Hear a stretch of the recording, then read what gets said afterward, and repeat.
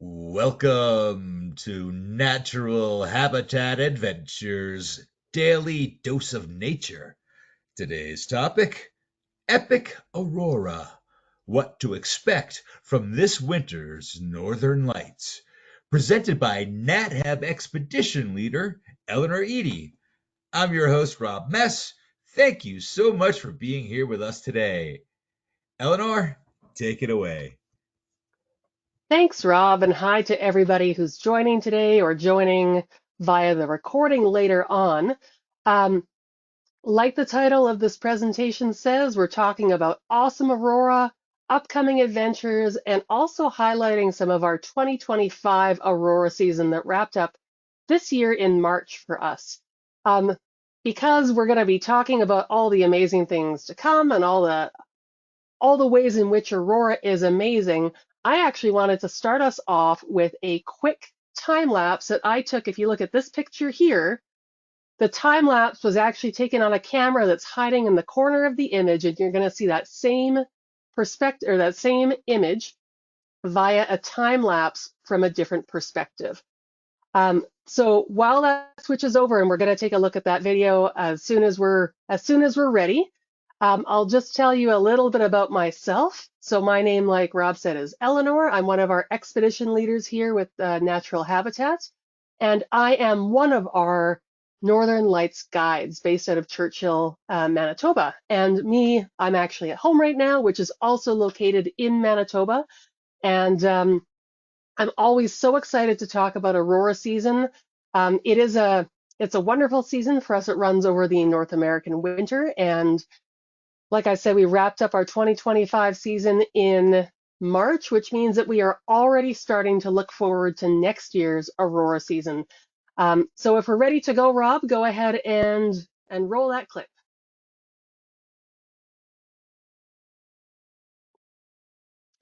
So this is that very same night that we saw in the first image there. And this was taken over a period of 2 hours of time-lapse photography here. When I talk about our locations that we go visit, this particular location is the Wapusk Adventures Dog Yard. You can see the teepee in the front corner there. And I wanted to highlight this particular night because it was a really amazing, beautiful night that I think was a highlight for a lot of us on that particular season and certainly on that particular trip. So we'll just come back to our regular slides there. I hope you enjoyed it. It's always really fun to get a time lapse, and it's always extra fun working in the winter knowing that your camera actually performed at -30 for that length of time, which is a whole other challenge in the winter. So today what I want to be talking about is really like some of the exciting things that we saw last year, but also what I'm going to start with is an overview of the aurora and how it happens, what you might kind of reasonably expect to happen in 2026 as regarding aurora trends, and then specifically talk about the trips that NatHab runs to Churchill, Manitoba, Canada for aurora viewing expeditions. So this is you're going to see a lot of pictures coming up in this slideshow.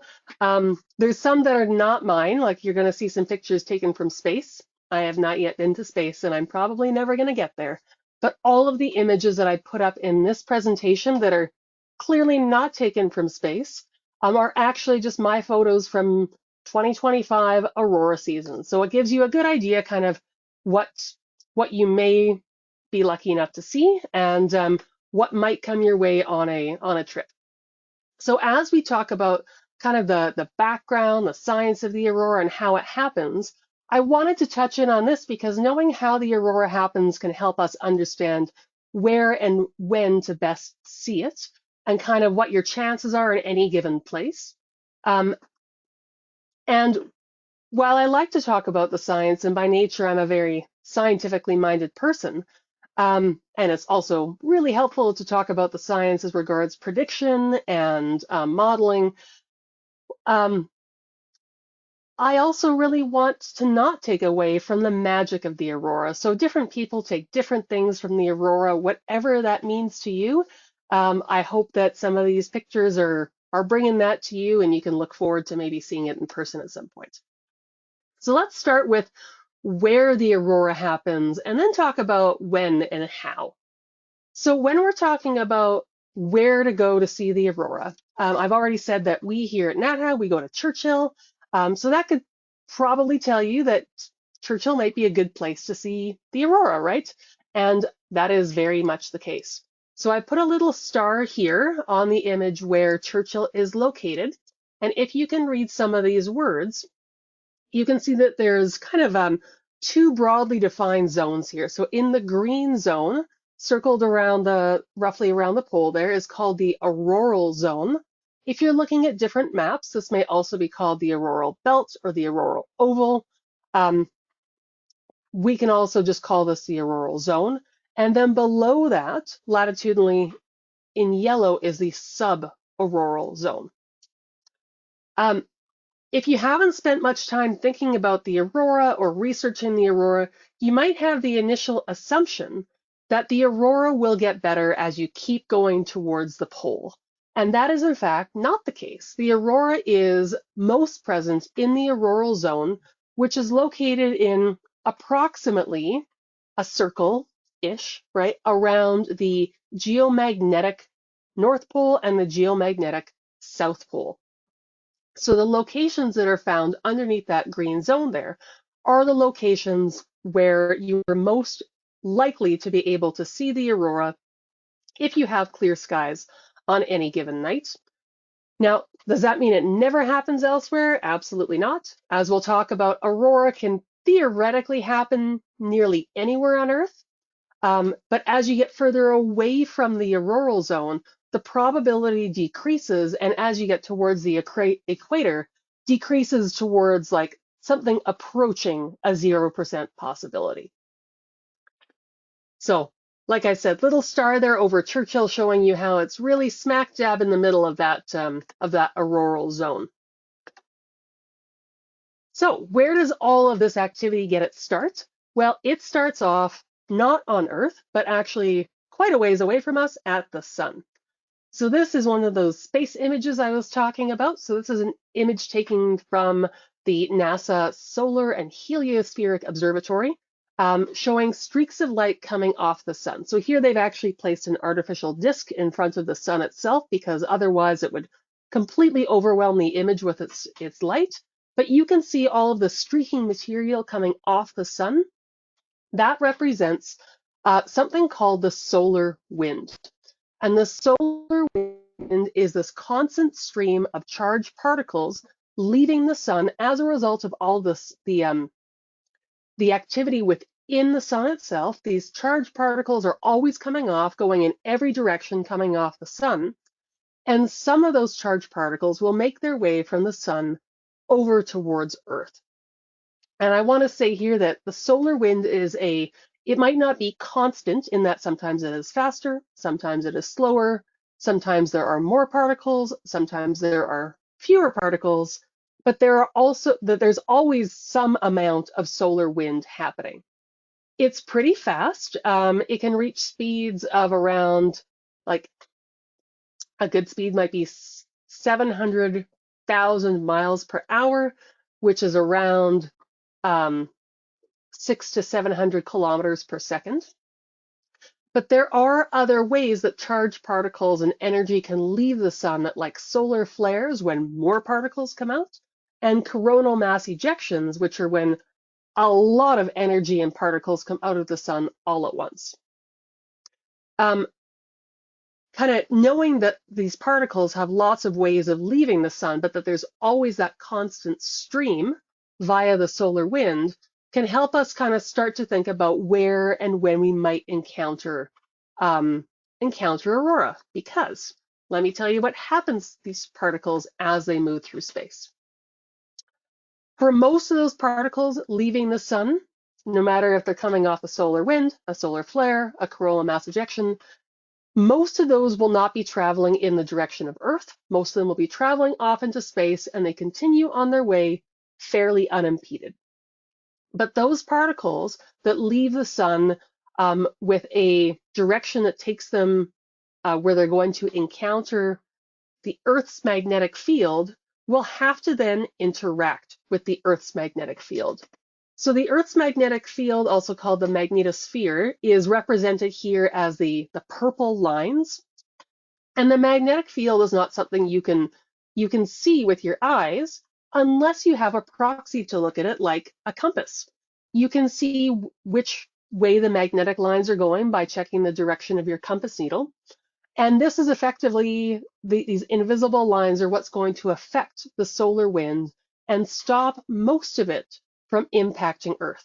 This is good news for us because the solar wind is quite hazardous and would cause a lot of problems if all of it came to Earth. So most of it goes around Earth, but some of it is actually going to get caught up in those magnetic lines and brought down towards the Earth by following those field lines to that little circle that we were just talking about called the auroral oval.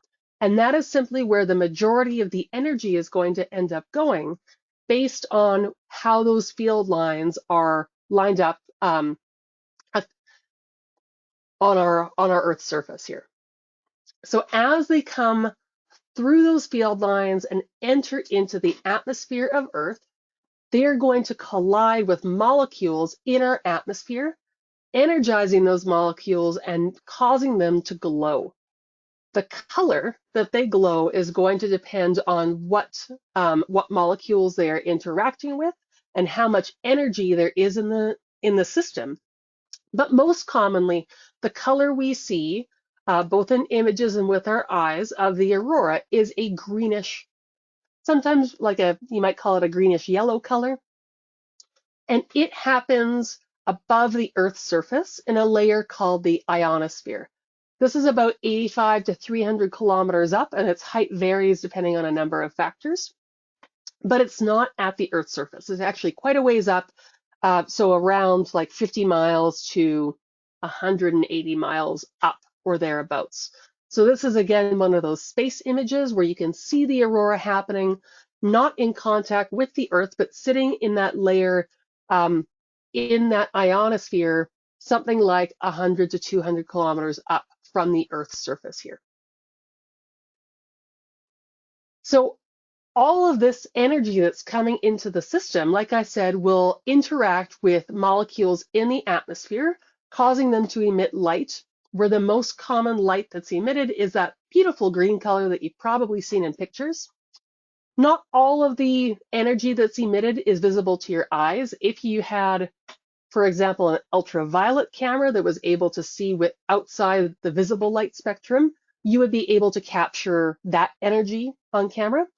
But our cameras will capture within the visible spectrum.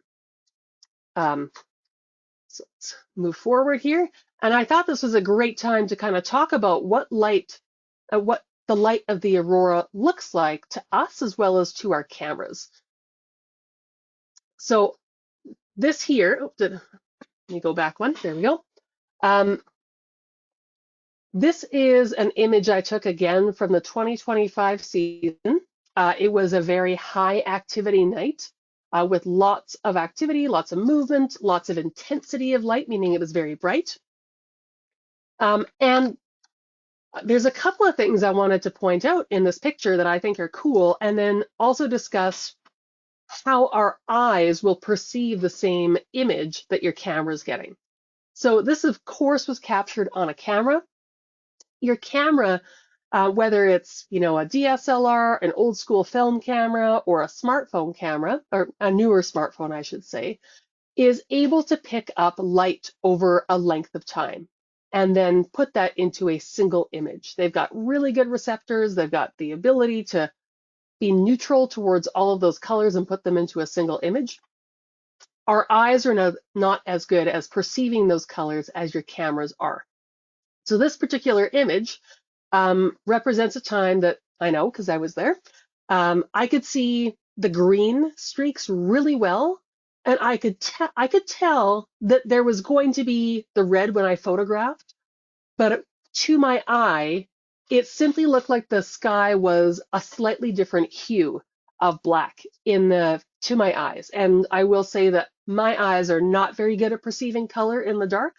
Everybody's eyes are a little bit different. My eyes, unfortunately, are on the far side of not doing a great job in the dark. But I could see that all of these colors were here. I could not see them as strongly as I could in the image. But something really cool here is that you can really get a sense of that layering in the ionosphere because you can see the reds are above the greens. And the reds are always going to be above the greens because of the different gases in that layer of the atmosphere. So it's really neat once you start to get a sense for how this changes and where the color layer happens and how you can maybe set up some images to look pretty cool with that. The next image I'm going to show is from, again, like this very same 2025 season, but it is one that was taken at close to a full moon. So you're going to see a lot more light in the image overall. And the lights themselves are very different too. So this particular image was a very short exposure image. People were getting great shots on their cell phones this night. And this was, you can see here, and you're maybe thinking to yourself, hang on, Eleanor just said that red only happens above green. Well, I'm not kidding. So that was red in this last picture. This next picture we're coming to and looking below, that's a pink, and the pink is always below the green. So pink below the green, red above the green, you get this lovely layering effect. And I know, again, because I was there, that in this particular night, this is also a really high activity night. The green streaks were very, very visible to the naked eye. And the pink was also showing up to the eyes as well, but the pinks were happening not in a long period of time, but in short little flashes. My camera is able to capture those short little flashes really well and put it in that image. If I were to look with my eye, I would see little pops of pink happening here and there, but it did not look like a static pink the way this image is kind of making you think here. So I think it's really neat to kind of show how the science affects the images that you're going to get because of that color layering. But also, we just want you to know kind of how different your eyes are from perceiving what your camera can see differently. And Northern Lights photography is one of those really cool things that anybody with a newer cell phone or any other level of camera can access. And it gives you a different perspective on what you're seeing, because especially for people like me who don't see color very well, it lets you see it in a different way and appreciate it in a different way. And I'm always going to think that that's pretty neat. Okay, so let's go back to where they happen, now that we talked about kind of how they happen in the sky. So that auroral oval, or that auroral zone, which is centered around the geomagnetic pole, we're talking about how the auroral zone kind of makes, the way it's worded makes it sound like it's the only place that you're going to see northern lights. But some of you may already have a different perspective, and you may have seen northern lights at home or out camping or while traveling, not underneath this zone. So you may already be aware that the auroral zone is not the only place where you would ever see northern lights.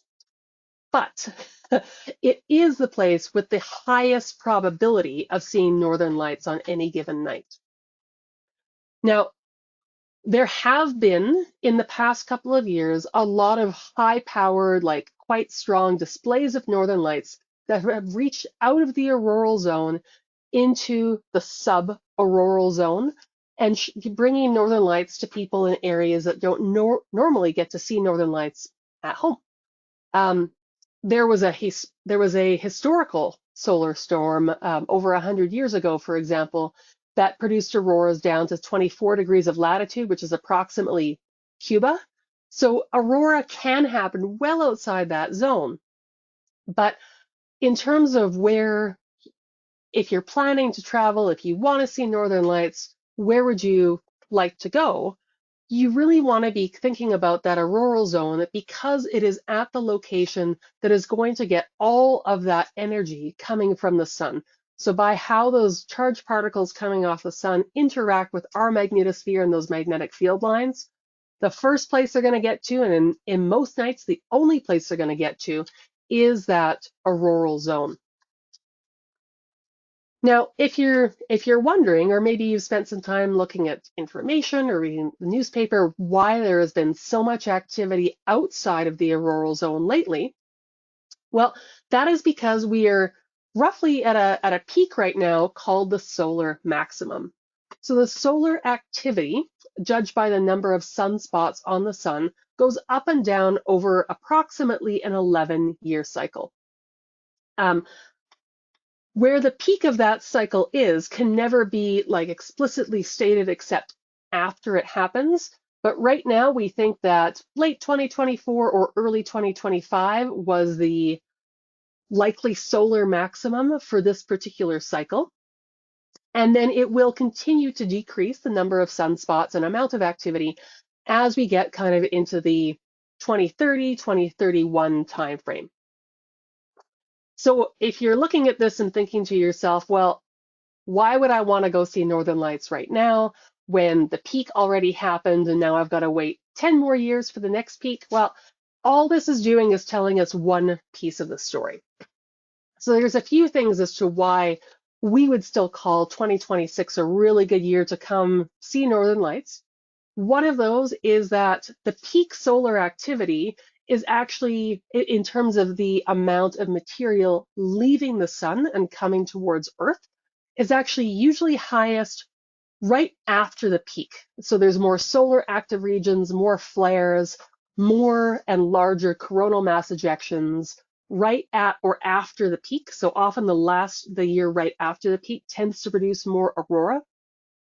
We also know that this particular solar cycle has outperformed all of its expectations. So when we came into this solar cycle, they looked at the data and they said, okay, we expect that this particular solar cycle will generate approximately as much aurora as last solar cycle.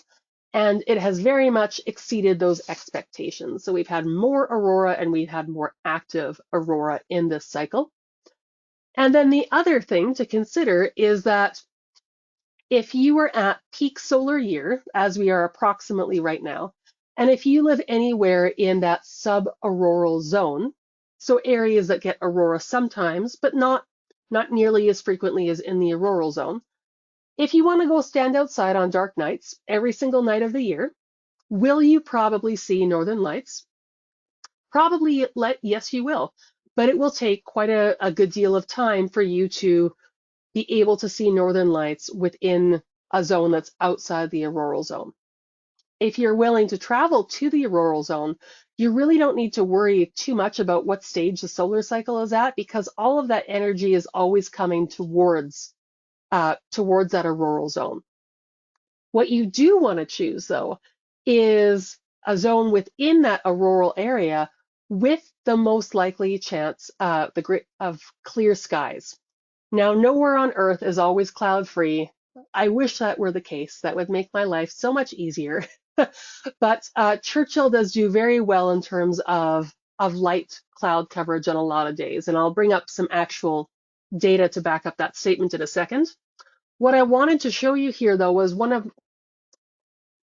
I said that these were some of my favorite pictures, and I like this one. It's a very dark image, but again, I love to give the context behind the pictures here. So this was a night on our creek cabin. So we have a location that we'll go out to on some of our trips that's located outside town, that's actually on a creek, and the cabin sits on the frozen creek. And I know, again, because I was there, that this particular night had very not minimal aurora, but very relaxed aurora. It was not especially bright. It was not especially moving around a whole bunch, but it was beautiful and it was present for a lot of the night. And it looked pretty well just like this picture. If you'd gone outside and looked up, minus a little bit of like the intensity of the color, but that your eyes can't perceive as well as your camera can, it would have looked like this. And this is a really typical kind of lower activity night in the auroral zone, where as long as you have those clear skies, even if you have very low solar activity, there's still a very good chance that you're going to have some kind of visible aurora where you're not going to have that activity outside the auroral zone whatsoever. So in Churchill, when you go, On any given night that has clear skies, you've got a good chance of seeing some kind of aurora. And over the length of a trip, you've got extremely good chances of seeing the aurora over the length of a trip. So while nothing in nature is ever guaranteed, including clear skies, by traveling to Churchill, we really are maximizing your probability and opportunity for seeing northern lights in the right location, even if those solar activities are lower. So these are historical data over a 30-year period, looking at cloud coverage amounts for Churchill, where the darker colors are more clear and the light colors are more cloudy. Now, on any given night, this is the kind of probability of that forecast occurring. What I can tell you from a lot of nights being in Churchill is that a lot of nights are clear or partially clear. Some nights are cloudy. Some nights are, in fact, blizzardy, and you can't see out the window because there's too much blowing snow. But because we're going to an area that has usually a lot of high pressure systems, it's a very dry area, we have a good probability of clear skies at some point during the trip. And it exceeds the probability basically anywhere else underneath the auroral oval. It doesn't mean, on any given night, is it going to be clear in Churchill and cloudy in Iceland? We can't know that. All we can know is look at probabilities over time and say that statistically, the probability of having a clear or partially clear sky in Churchill is better than pretty well everywhere else within the auroral zone. Now, with that, I will say there are lots of cold nights, but we'll talk about that in just a second. So if you're thinking of traveling with us for the 2026 Aurora season or a later Aurora season, I just want to kind of tell you about some of our trips and what they look like and the different kinds of opportunities that we offer. So we have two itineraries that go to Churchill. One is our classic nature journey, which is called Northern Lights and Arctic Exploration. You can find information and dates on our website. And the other one is our photo expedition that also has, of course, information and dates on the website. And I'm really excited to be here talking with you today because for 2026, our photo expedition has really undergone a bit of a revamp, and it's got some highlights to it that I really want to tell you about in case you're considering the photo expedition in particular. Move forward here. So all of our trips, whether you're traveling on a photo expedition or a nature journey, they're all going to start in Winnipeg and they're all going to take you up to Churchill via a chartered aircraft and then bring you back to Winnipeg for your departure. Both of those itineraries are also going to provide you with good cold weather gear. So when you arrive in Winnipeg, you're going to be met at the airport. You'll be transferred to our hotel. And at the hotel, you're going to meet your expedition leader. You're going to meet with some of our other staff. And you're going to pick up more winter gear than you ever thought you would need in your life. So that includes your snow boots, snow pants, a mid-layer fleece, an outer layer parka, your warm hat, your fleece net gaiter, and your mittens. So there's quite a lot of stuff to pick up, but it is critical for those cold weather days that you be well kitted out because we are outside a lot, and we are outside in particular at night too. And our trips start in early to mid-January and run until mid to late March.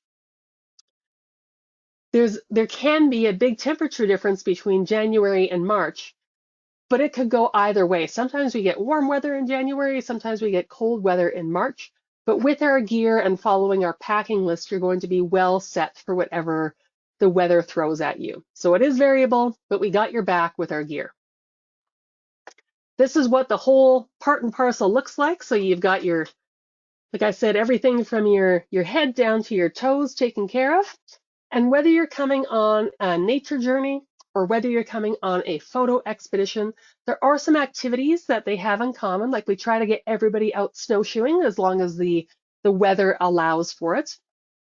Um, and we get everybody around for things like town tours, opportunity to explore. Um, but we do have some big differences between those two programs in terms of what you might expect. So, like I said, you're met in Winnipeg. Most people fly into Winnipeg. You meet with your expedition leader that night for your welcome dinner, and the next morning you are off to Churchill on a chartered flight. So this is a chartered flight that will carry multiple groups at a time. So it's not a teeny tiny plane. It's a kind of usually a 60 or so seater plane that will be going up to Churchill. You fly in and you see a beautiful view like this on the way in with the edge of the forest going into the tundra below you, right on the edge of Hudson Bay.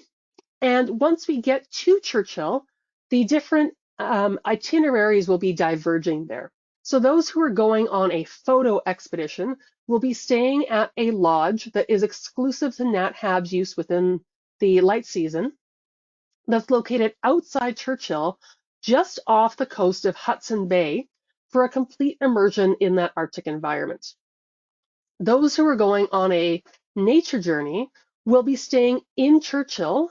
We have a variety of hotel accommodations that we use in Churchill, and that's going to immerse you more in the Churchill culture and having more opportunities to explore town, its culture, and its environs. So some differences there. The lodge that you're going to be staying at on a chartered flight is, oh, sorry, there's that image of the plane there coming into land in Churchill. And there's the White Whale Lodge. So that's where those who are going on a photo expedition will be staying. Don't be scared of the fence around it. So that is a wildlife exclusion fence. We like wildlife exclusion fences. And it's a great place to be for those who want access to the sky, no matter what time of night you are awake. The photo expeditions have a maximum of 14 guests and 2 guides on those trips. So 2 expedition leaders who will be staying on site with you at the lodge. With that wildlife exclusion fencing around the observation deck, if you find yourself awake at 4 o'clock in the morning and want to check out the skies, you are welcome to pop outside, put your coat on so you stay warm enough, and see what the skies are doing. So a lovely location there. And the rooms inside the Whale Lodge are beautiful and comfortable, and they all have a lovely view out towards the tundra as well. Now, for those who are going on a classic nature journey, you get 1 expedition leader as well as an assist person who is located in Churchill, and these trips have up to 15 people maximum. Now, if you're wondering, like, well, if I want to be in town because I want to see Churchill and I want to experience what Churchill has to offer, but I still want some help with my camera, will my guide be able to help me on either one of these trips? So there are some differences in terms of what the guides are able to do. And there are some differences in terms of the focus of the trip itself, right?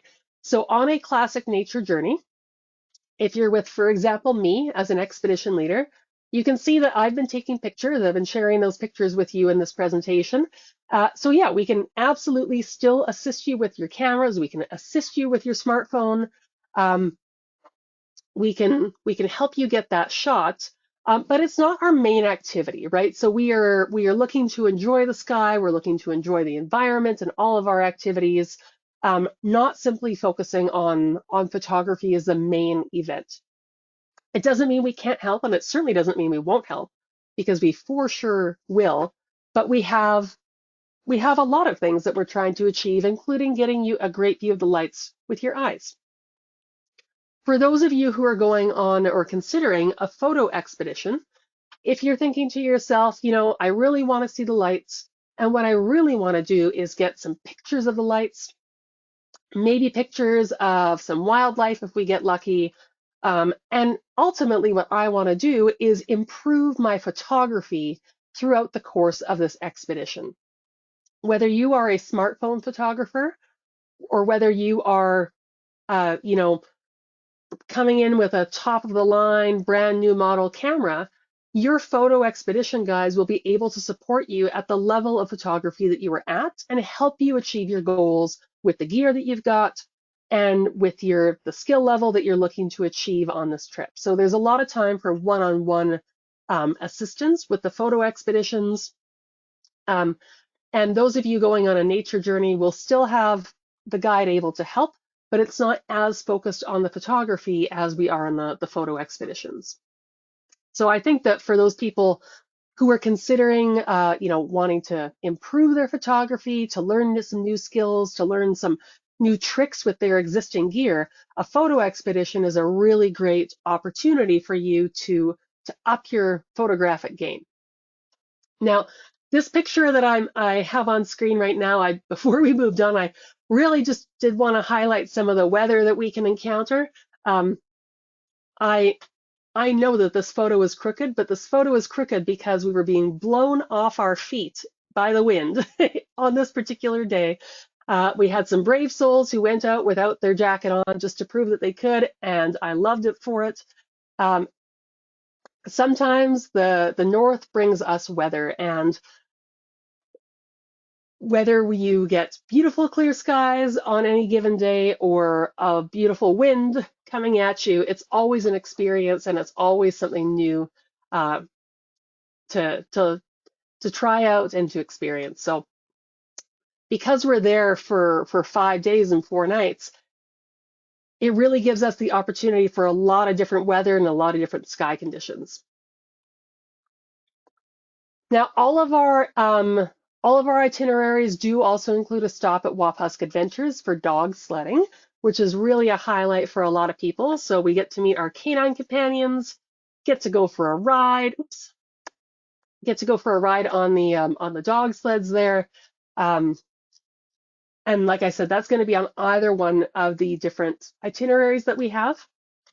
For those of you who are considering the classic nature journey, I mentioned that we were going to be more immersed in town and in the culture of Churchill, and this can take a few different shapes. So we have a number of local presenters that we work with, and we want to give you the opportunity to feel that Churchill welcome and to experience some parts of the culture that you may be curious about. So this was a traditional craft that we were working on with this group. We also ate some traditional food. Like I said, we have a number of local presenters who we like to highlight, and that will be something that you would experience on a classic nature journey that brings you into not just the nature, but also the people of the area who have been living in the environment and living with that nature for generations. So what I'd like to do now is kind of show you some pictures of some of the venues that we go to. And before I talk more about the venue that we're accessing here, I did want to say that of all the images, this particular one was the only one, I'm pretty sure, that I took with my smartphone. So I am a DSLR camera user. I do like to set up on a tripod and take some really stationary shots. But sometimes you're out driving around and the sky goes boom, and you think to yourself, oh my gosh, we better go out and take some pictures. So I personally am rocking what I would consider at this point an older smartphone. It's over 3 years old, and I was still able to get a decent shot of the aurora with my cell phone. So it just goes to show you that whether you're traveling with a cell phone or something a little bit more involved, there are opportunities to get good photographs, to improve on your photographs, to get to go home with those pictures of the aurora, no matter what your camera device might be. If you are considering the photo expeditions, we can give you specific advice about gear, because there are some bridge cameras that do not do a great job with Northern Lights photography, but smartphones honestly are one of the easiest and best ways to take quick shots of Northern Lights, especially when you're in a mobile environment. So this shot here was taken on ice.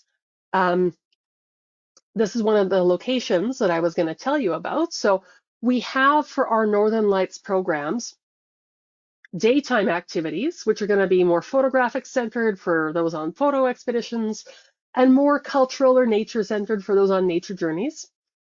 And then at night, no matter which trip you're on, you're going out and you're going to a venue where you're going to watch the sky and look for lights.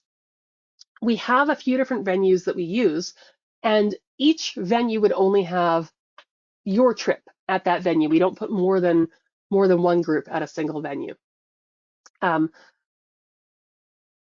So this particular vehicle here is the snow coach that can drive off the road and onto the ice and take you up to the creek cabin, which is one of our venues. So this was a nighttime shot here. You can see the moon's high in the sky. There was lots of lighting around, and you can just see a smidge of aurora streaking across the bottom of the sky there. It was a beautiful night at the cabin. Other venues that you might visit. This next photo was taken again at the Wapusk Adventures dog yard.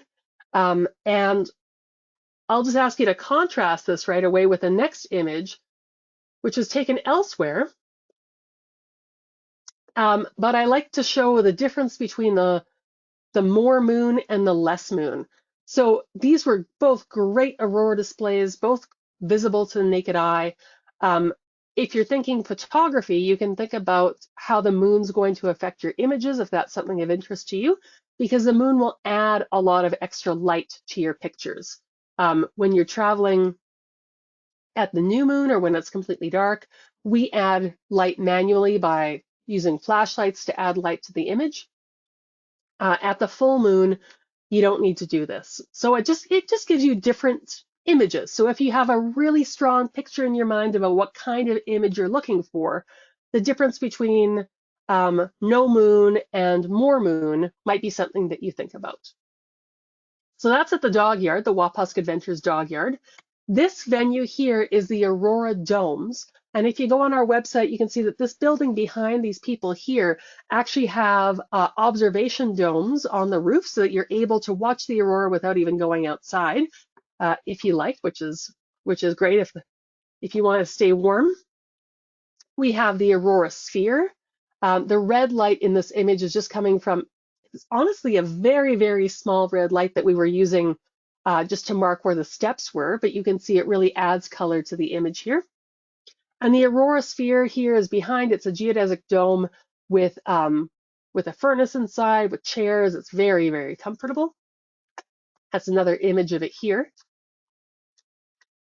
just from a different angle. And you can see that it has some observation windows on it too. So you can see that image there. I think it was taken at the same night of a different image I was showing with the beautiful greens with the streaks in the red right up above. But that was a real highlight night with that. So these are not our only venues. We have a number of them that we use. And which one your trip will go to, it'll just feature a highlight of those various venues. So we also have an Aurora pod that we use. The photo groups will also be using the White Whale Lodge for some of their viewing. So there's a variety of locations that we go to. They're all outside town. They're all outside kind of where the light haze will be over the town of Churchill.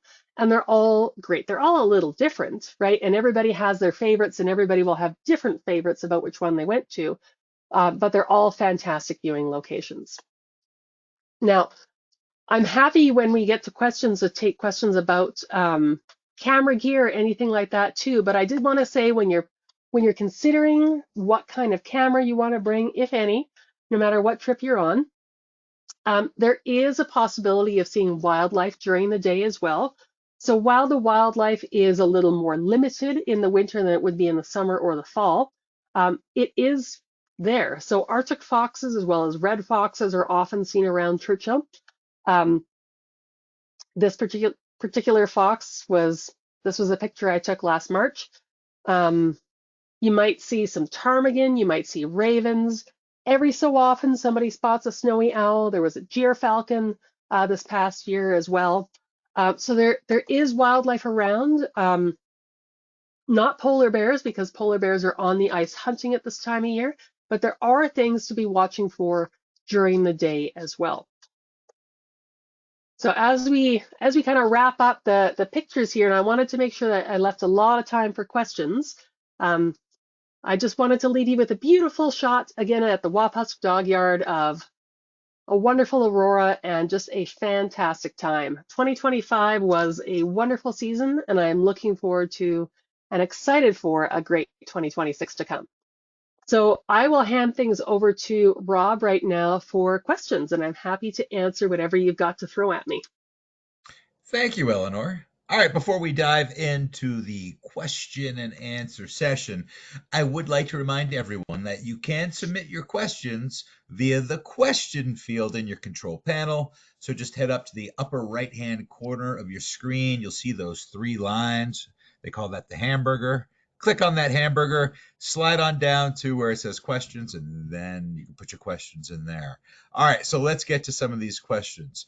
So how many people are on the classic journey as opposed to the photography journey? Yeah, so our maximum number of guests on a classic trip would be 15. For a photo expedition, the maximum number of guests is 14. And then the other difference being if you want to think about not just how many people, but also how many guides per person is on the classic trip, you've got one guide for 15 people. On the photo expedition, you've got two guides for 14 people. Gotcha. And how does the women's tour differ from, say, the classic nature tour? Ooh, yeah, that's a great question because while I was highlighting our different itineraries, I didn't talk about the other option that you've got, which is the, like you say, the women's journey. So the women's journey follows the same itinerary as a classic journey. It is led by a woman expedition leader and supported by a female field operations staff. And you were you're doing all the same things, but just like if you want to think about it this way, in a photo expedition, you're always thinking about things through the lens of a photographer, right? You're thinking about what image can I get here? How does this relate to photography? How can I put photography into this? On a women's journey, we're doing everything that we do on a classic nature journey, but we might be choosing to highlight things like women's contributions to the area, like female presenters, maybe female scientists who have worked in the area as well. It doesn't mean that we're going to exclude anything, but we're going to especially highlight those things that have to do with the women's perspective or the female story. And Great, of thanks. course, like I should also add that those who are traveling on the trip are those who are traveling as women, and we get a lot of sisters, families, friends, like everybody of any walk of life who wants to come with whether it's their sibling or their spouse or their daughter, is welcome to on a women's journey. And I know those who travel with it have a really fantastic time. And so will all these tours go to all the same locations, um, or are there any small differences? Yeah, so there are some small differences. I think that kind of no matter which one you sign up for, an important point to remember is that we're all looking at the same sky. So whether you're in one location or another, and you might have some different foreground elements, for example, maybe I've got, bigger trees at one location and smaller trees at another location. We have 6 different locations that we can go to, and every trip will go to 4 of those locations. And which ones you go to, they're set in advance, so because our bookings are done that way. But you will be very happy with the places that you go to. Like I say, everyone is a little different, but everybody has a different favorite one, right? If I might have my favorite, other guides have their favorites, and we don't agree on what the single best one is. So every location is the best one to somebody. And you are going to enjoy every location that you go to. And I think you'll also really enjoy the variation between those locations because they all have different things to recommend them. So it's really nice to get out and just do all the ones on offer so that you get the chance to go out and experience those different things. Great. Thank you so much for clarifying that. So let's see. Um, Let me ask you this question. This is a little off topic, but are there auroras in the southern hemisphere? Oh, that's not off topic. We're talking about Aurora. So yeah, there are auroras in the southern hemisphere.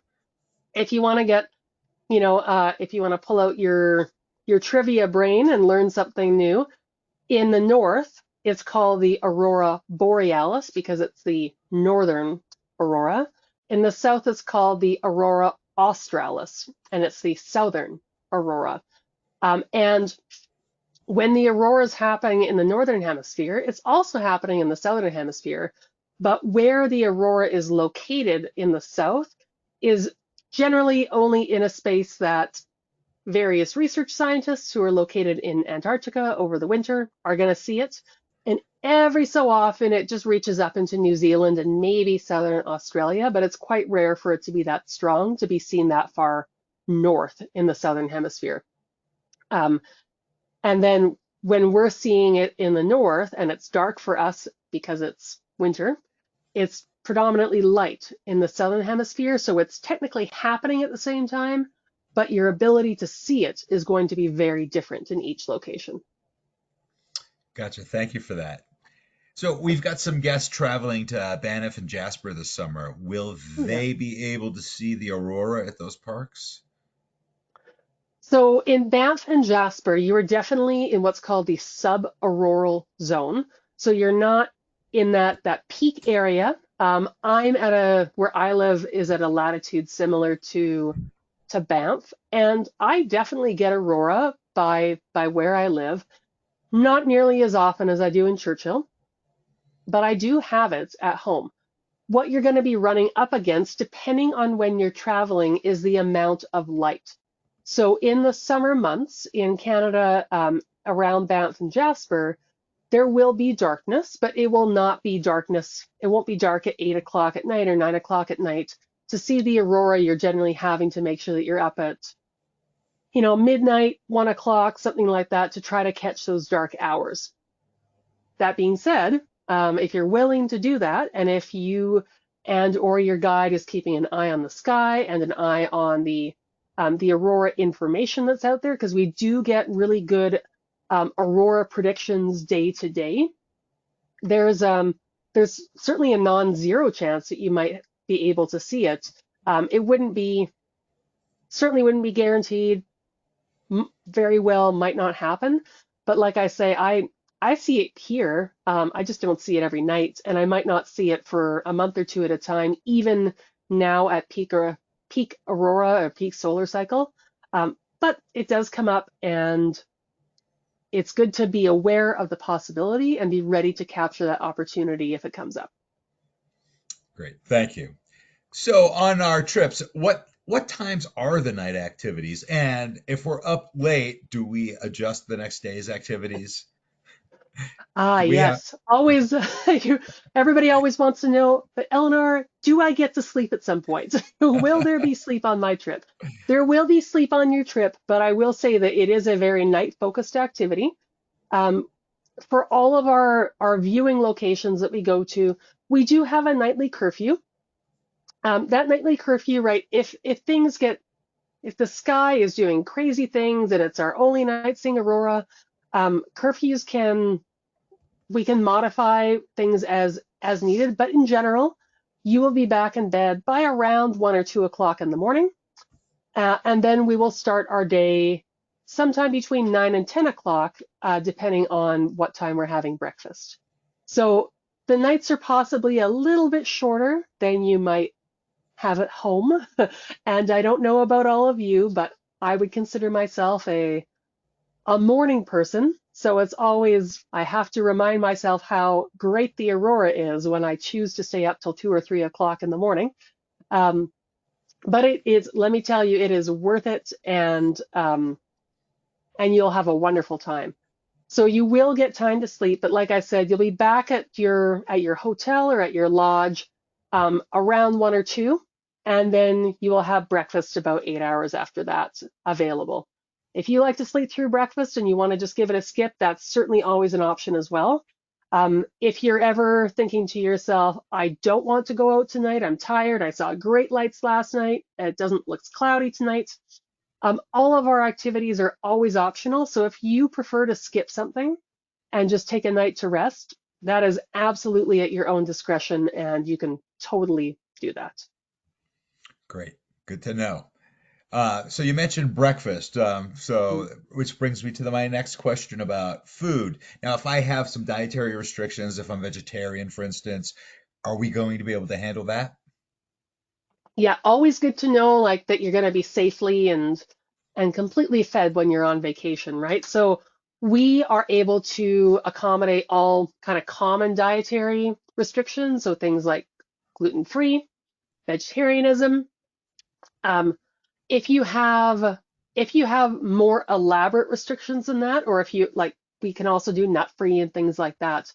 If you have extensive restrictions, for example, a very long list of allergies, or if you are vegan with allergies as well, for example, we usually recommend having a conversation with somebody at NatHab in advance, and they may recommend that you bring some, for example, some of your own snack food or stuff like that. But what's really important is that you have that conversation with the office and provide that information well in advance, because we do our level best to prepare for everybody and to do our very best to prepare for your dietary needs. But Churchill is quite remote, and we are sending food up well in advance of your trip. So if you have that conversation well before your trip as well, we are able then to source and supply the food that will keep you safe and happy on your trip as well. Great, thank you. So let's talk cameras for a second. Is there like a recommended shutter speed that I should be using that would help me capture the aurora? Yeah, and if you were like, regardless of what trip you choose to come on, you're going to get some great photographic assistance from your guide. Um, your shutter speed and some of your other settings are going to ultimately depend on what kind of camera you're traveling with. I like to start for my camera, which is it's a standard DSLR. It's about 15 years old. It's not one of the newer mirrorless cameras. I like to start around 6 or 8 seconds, see what I like, and go from there. In some cases, when the aurora is quite bright and moving quickly, and when there's a lot of other ambient light, I might go down to a shutter speed of half a second. I might also go up to a shutter speed of 30 seconds. So if you're capturing the aurora and you're working with a camera, it's really important that you get familiar with your camera in advance so that you are able to change your shutter speed on the fly when you're outside and it's cold and it's dark and your fingers are cold and probably stiff. The one thing that you're going to be changing more than anything else when you're out taking photographs is the shutter speed. And that is the one thing for sure to have like really down with knowing how to modify even when you're in the dark. Um, because yeah, really, really dependent on what the sky is doing. Um, it can be anything from a very, very short exposure to quite a long exposure. Thank you. So you said some bridge cameras wouldn't capture the aurora very well. Can you clarify that at all for us? I can, yeah. So there is when I'm talking about bridge cameras, I'm talking here about cameras where the lens and the body are integrated. They often have a really good zoom to them, but you're always going to be limited by the both by the software of the camera, but mostly by the hardware of the machine itself, because you just got the single lens that is on. There are some of these that are totally able to capture the aurora, no problem, but some of them simply do not have the ability to let enough light in. How you can tell if your camera is one of those is either by going online and looking up a list of cameras that are like not recommended for Northern Lights photography, or if you go on your camera, you turn it on, and you start by increasing your f-stop as big as you can, right? So if your aperture can go as wide as say f 5.6, and that's the limit of your camera. set it to that biggest aperture you've got, and then go and change your shutter speed. Because your shutter speed, you should be able to get it up to 30 seconds. With some of the bridge cameras, once you've modified the aperture, it will not let you modify the shutter speed to a high number. And if that is your camera, then you're going to be really limited by what kind of photos you can take of the Aurora, because you can't, it may look like you can go full manual and modify both your aperture and your shutter speed, but in fact, because your camera is integrated, when you change one, it doesn't let you change the other as much as you need to. So that would be how you would go into your camera and check. Great. Thanks for clarifying that. So, are there any apps that you can recommend to us that would be great for forecasting aurora activity, or are we not going to even have a signal up there to even worry about using our phone for that? Well, there is, in the town of Churchill, you will have cell phone coverage. I'm going to say mostly because we've had some real exceptions to that statement in the past.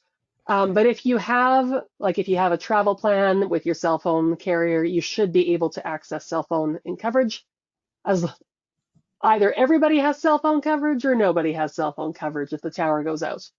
But there is Wi-Fi at the hotels. And there's even Wi-Fi at that remote lodge that the photo expedition is going to.